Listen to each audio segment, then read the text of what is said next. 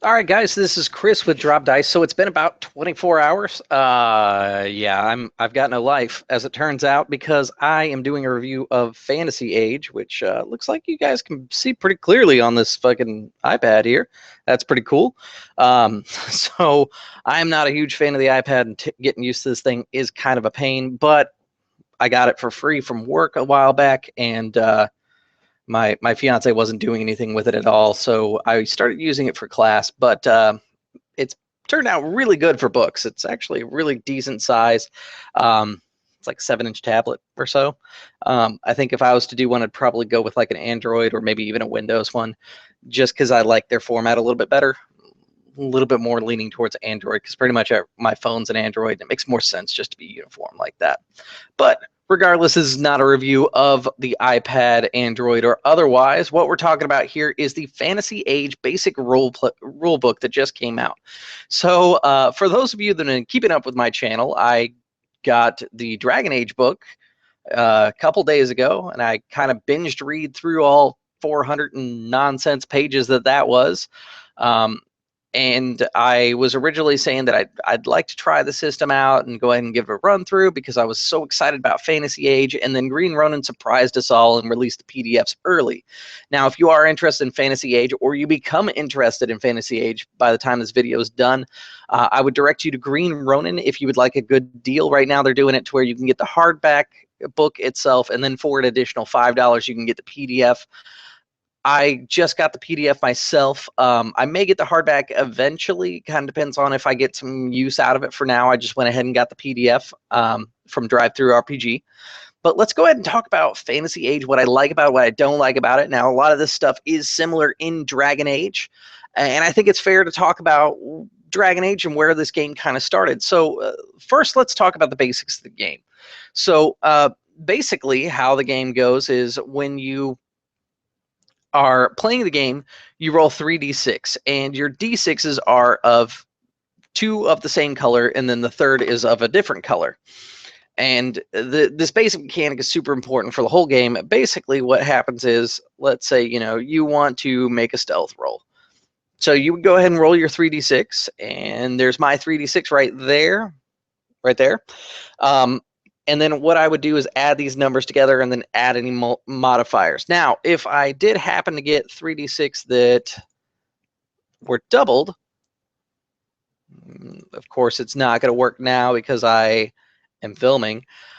So let's say hypothetically here that, I ended up getting, let's say, 2 5s and a 6 there. And let's say the third one on my screen is what's called the dragon die. Basically, the dragon die is your wild card. What's so important about that is not only is my number 16, because remember that 4 is a 5 right there. That should be a 5 just for this example. Not only is it 16 plus any modifiers, which is a pretty damn good roll, to be honest.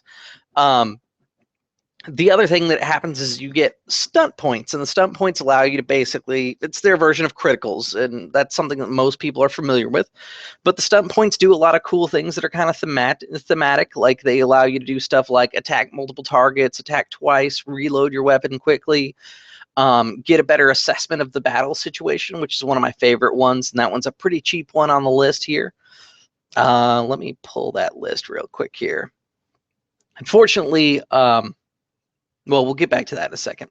But essentially, with these dice, you have a little bit more flexibility. It's not just extra damage that you get. You have about 6 different options, maybe a little bit more than that. I'm still trying to find the list here because it's probably a little bit more than that. But like for your average combat rolls, you have a list of options that you can choose from. And each one is worth a certain amount of points. And basically, if I rolled a 6, I could do the 6-point thing, or I could do a 2-point thing and 4 1-point things, or a 3, a 2, and a 1, or any combination that adds up to 6 points, which I really like because it does give you the ability to kind of shine and play the way you want with your criticals. And the players have a really strong in-game way to kind of pick out criticals. Now, I'm a big fan of letting my players kind of describe their criticals anyways, and so for me, this is kind of an added bonus to get people into doing these combat stunts. Here's the combat stunt list.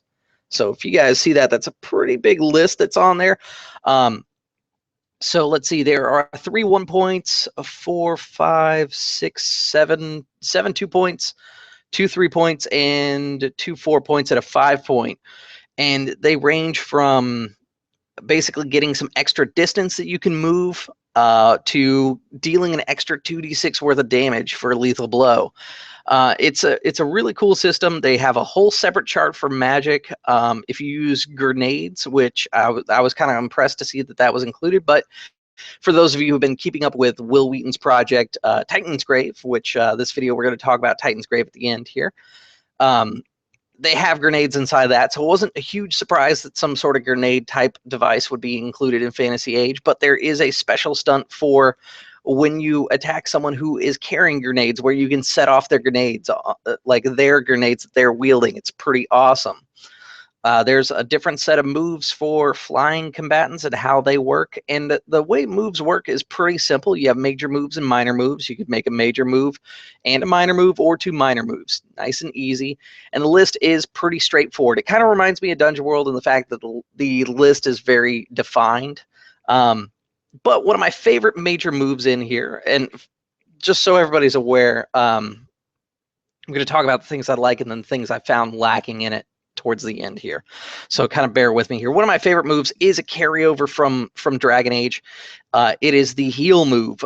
Basically, you don't have to necessarily be a dedicated healer in the party. Like if you decide that you don't want to have someone be a dedicated healer, you could actually just take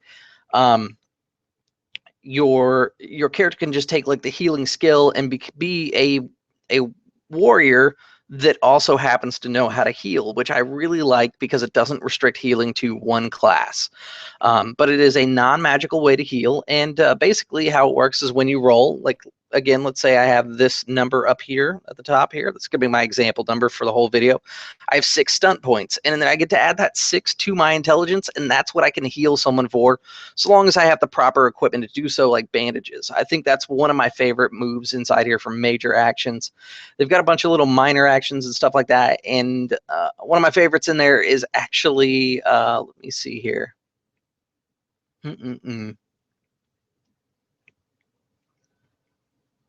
Which one is it? Press the attack. I like this one a lot because it really gives combat kind of a cinematic feel. Basically, if they should fall back or flee from you, you get to move with them. If you're familiar with Pathfinder, it's the step-up chain of feats, basically built in so that any player can take advantage of that. But I think that warriors are going to get a really good use out of that one, and maybe even some of your more combat-flavored rogues. And then let's take a look here, blah, blah, blah. So that's pretty much combat in a nutshell. And I think for me, combat really kind of defines the system, because role-playing is pretty much the same no matter where you go. There is a different thing about role-playing here. Remember those stunts that we were talking about? Just like in normal games, you can critical on social skills and things like that. Well, they have a whole set of skill or stunt list that is designed for like any sort of role-playing situations or exploration situations. It's pretty neat. That again is a carryover from Dragon Age, so that's not a huge surprise there, but it is good to see that in a game system. So one of the things that they let me kind of preface it with about 70% of this book is carryover from Dragon Age, so pretty much what I'm saying now will carry over to Dragon Age if you're looking at that one. The only thing that's majorly different is that you'll notice right off the bat is the way stats are done. Stats are done a little bit differently. The options for stats are a little smaller in Dragon Age. They basically redefine them, and I really like the way that Fantasy Age does them. Essentially, the way your stats go, let me scroll over to it real quick here. The book is pretty hefty. It comes in at, let's see here, cover to cover for the PDF. It is 144 pages, which isn't bad. Now, the stats are accuracy, communication, constitution, dexterity, fighting, intelligence, perception, strength, and willpower. Now, if you're used to D&D, because I told you guys I was going to kind of compare it to D&D, you're used to the fact that strength goes into your melee attacks and dexterity is kind of your king of stats. Well, Dragon Age is done the same way, but I really like the way Fantasy Age does it, because it now breaks it down to where you can have a character that's not so dexterous, but they are still good with accuracy. They're not necessarily hand in hand. Which is nice because you can have a character who's kind of clumsy, except when he goes into battle and starts swinging around his swords. A lot of systems don't really give you the ability to do that, and that's one of the nice things I like about this one. The character sheet's super simple. It's a one page. Excuse me, a one pager. Dragon Age was a one pager as well. So again, not a huge surprise there. Very clean, easy to read sheet as well. I think I'd almost prefer a flavored sheet because this one is kind of bland. But I'm sure because the system is so simple, streamlined, and stuff, that you could just modify and create your own sheet. I've talked about that before, personalizing your game with your own sheets. I think that this game would do awesome with a sheet. So those are kind of the major things that I like. Let's talk about another change from Dragon Age. So when you build your character, this is something that's kind of an old school game thing that's carried over into Dragon Age. Dragon Age is kind of like an old school revival type game, an OSR style game. Essentially, there are only 3 classes in the game. It's your mage, warrior, and rogue. And then once you pick out your class, you pick out your background, as in what you did before you were this adventuring class. And you also pick out your race. And between those 3 things, it kind of dictates what skills you have, what specializations you have, and it modifies your stats a little bit. One of the major changes in this one is there's a lot more backgrounds to choose from, and they're a little bit more generalized than they are in the Dragon Age book. The next thing that you kind of come across as far as like customization goes is the talents. The talents are pretty neat inside here. Essentially, they have 3 levels: the novice, the journeyman, and the master. So the way it works is essentially as you progress in levels, you unlock these different things by what your class tells you to do. So like, for example, the alchemy one, you know the basics of alchemy, and you can make a couple different vials. When you get to journeyman, you're at home in the laboratory, and you can make a couple more vials. And then once you get to master, it says your alchemy knowledge is vast. You can make another 2 vials. So with that skill, once you've got it maxed out, you end up with 6 different alchemy vials you can do, which are the grenades in the game, which is super cool because, you know, a lot of times, like I say Pathfinder, Dungeons & Dragons, they have alchemy in the game, but they don't do a lot with alchemy. Pathfinder's gotten a lot better with it, but for a long time, just games would be like, oh, you can do alchemy, and you could basically mix up glue, and that was kind of the end of it. And there's a bunch of different stuff inside here. Now, this is one of the cons that I did find. So the game introduces black powder weapons, which is new to Fantasy Age. It wasn't in Dragon Age. And the list of talents, if you go down the row here, you have stuff like archery style, dual weapon style, single weapon style, great weapon style, polearm weapon style, thrown weapon style. Sorry, it's called two-hander style, not great weapon. But you get the idea. There's a whole bunch of styles out there, and they're kind of specialized for what they are. There's another one that's like brawling. There's another one that's like light blades and stuff like that. There's one that kind of catches everything except black powder. I would have really liked them to include a black powder talent tree here, just because they introduced the black powder in this game.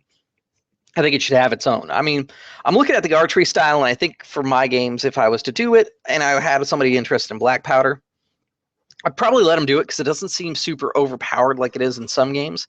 And I'd probably just modify the archery style.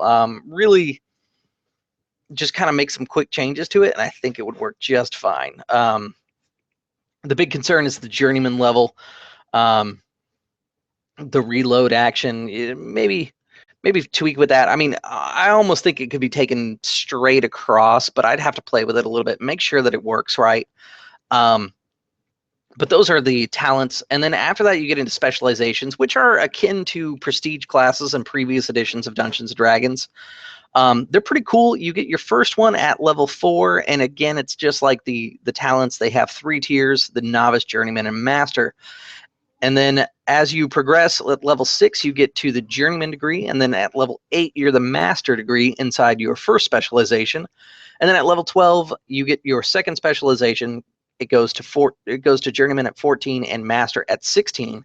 And the list is arcane scholar, assassin, berserker, duelist, elementalist, guardian, knight, mage hunter, miracle worker, sharpshooter, and swashbuckler and sword mage.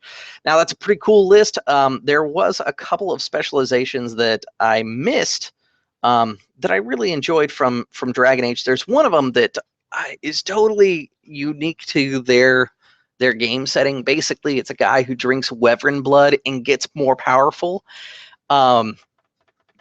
And I think it's a super cool specialization, and they get their specializations a little bit later in the game for Dragon Age, and I think that really fits that dark, gritty fantasy that Dragon Age is going for. But I would be willing to bet, because of the way the system's designed, that you could probably just port it over, maybe make a few minor changes so that it doesn't feel overpowered, since that one's designed to be taken at a higher level.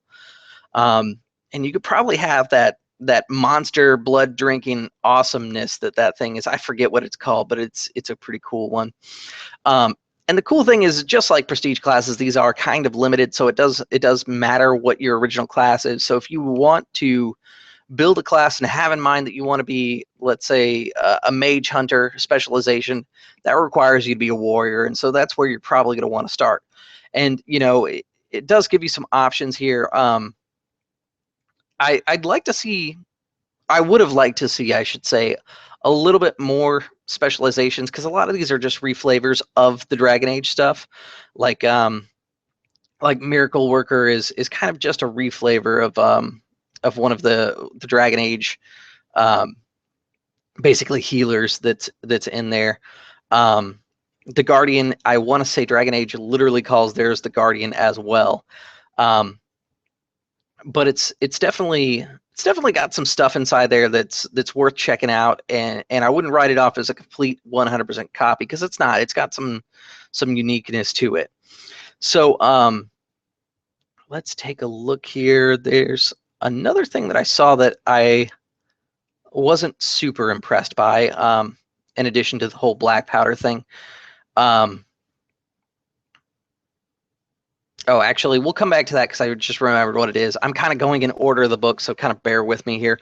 So the next bit here is magic. So if you've played Dragon Age, Dragon Age is dark fantasy. There's a chance that you're going to be possessed by a demon and stuff like that. That's the major difference between Dragon Age and a traditional D&D game, is that's kind of mechanic that's been built in. With Fantasy Age, they stripped down that mechanic, and they kind of reworked magic to make it a little bit more streamlined, less demonic and dark, and I really like it. I've been talking about doing a sci-fi game that uses the Age system, and if you've been watching the Titan's Grave, Ashes of Valhalla, it's a science fantasy game, and so basically what's been happening is inside those videos, they have magic in there. And I think if I did a sci-fi game like I'm thinking about, I would probably actually just rename magic as psionics and just call it even, because it's pretty good the way it is, and it really doesn't need a whole lot of changing. I just wouldn't use magic, and I'd call magic psionics. Easy enough. I'm really excited for Ashes of Valhalla anyways, because there's some stuff inside there that I want to strip out. I'm hoping that they've got more like blaster focused things, because there are some energy weapons inside there. That one's another dark setting, and I probably just won't care about the dark stuff, but I really am interested in kind of the gear and the talents that are coming out of that one. So I'll probably pick that up later, and then I'll update you guys on that stuff. Let's see here. And then it's got a pretty thorough game master guide. And one of the sections that I did enjoy reading through was the section where it talked about different problem player types and how they suggest handling them, and where they can be non-problem players but still fall into one of those categories. And I think that's a good read. They did a pretty good job on that. Most GM's guides and books typically have a section like that, so that's not a huge surprise. And that, again, is pretty much straight out of the Dragon Age book. So if you have that and you haven't checked out that section, go ahead and check it out. it does have one adventure in here. The Dragon Age core book, for those of you who are interested, does have 3 adventures in there, and they're all pretty lengthy adventures, actually. The one that's inside here is a little bit short. The other thing that I found a little bit short and kind of disappointing was the adversaries group page, or chapter here. It's actually kind of short. The one that's in the Dragon Age core book is amazingly detailed and really good, and so I wish they would have put that much effort into it. But I have a feeling that they're probably going to put out some sort of bestiary or more supplements, because they've been putting out some stuff that works with the age system for a while now, and some of that stuff is free on DriveThruRPG. And then lastly, kind of the thing that was kind of got me a little bit, and I know it's silly, is if you go to the Dragon Age core book, in the back of the book, there's a whole bunch of cheat sheets that kind of sum up the rules, and it's a reference sheets and stuff like that. Inside this one, it goes straight from the index to the character page. There is no reference sheets or anything inside here. And I really wish they would have put that in there, because some of the stuff did change from Dragon Age, but I can probably just Photoshop my own together, or I can check Green Ronin. They'll probably have some reference sheets on there, but I really wish it would have been included in the book, just as one solid file. I think that would have rounded things out. I would be pretty happy with that.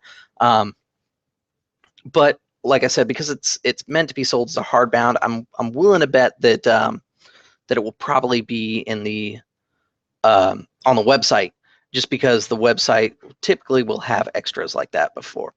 So last thing I did want to mention is the format of this book is the double column standard that comes with a lot of RPGs. Not so great on electronic format, but it's workable. I kind of wish that sometimes they would offer a special like electronic format stylized book for some of these releases, but you know, with the times changing, maybe we'll see some books changing like that. For now, I think it was a great book. I've only done the read through, so once I get the chance, I will be going ahead and doing a playthrough, and then I will give you guys a playthrough review.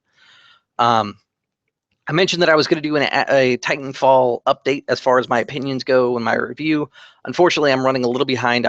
I'm going to be playing a game today for Dragon Ball Z, and so I've got to cut this video short. Thanks for tuning in, and I will see you guys at the gaming table. Next time I will talk to you about Titanfall. All right, guys, thanks a lot.